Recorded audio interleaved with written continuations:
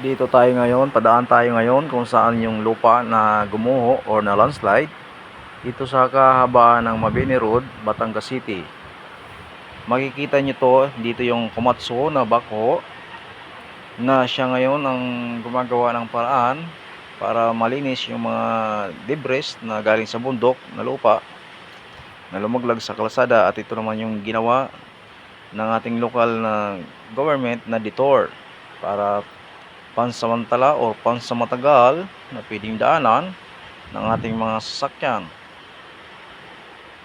Sa ating mga kapwa ko bayahero, palagi po tayong mag-ingat sa ating pagbibiyahe, paglalakbay para sa ating kaligtasan.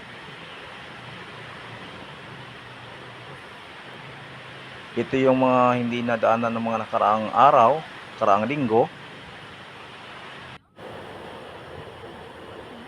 Noong September 18, nangyari ito.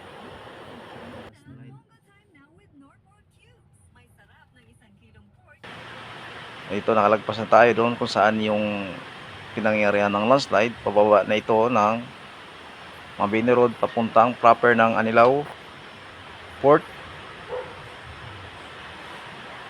Sa ngayon, pwede na siyang daanan. Mga kababayan ko na bumibiyahe papuntang Mabini, pwede na siyang daanan uli. Pwede na ulit tayo magbiyahe. At babalikan uli natin para makita natin yung pabalik, yung kabuuan talaga, yung kabilang side. Dito na, paahon na tayo doon kung saan malapit sa naglandslide. Ito ay ang bandang baba nito sa Morlaut.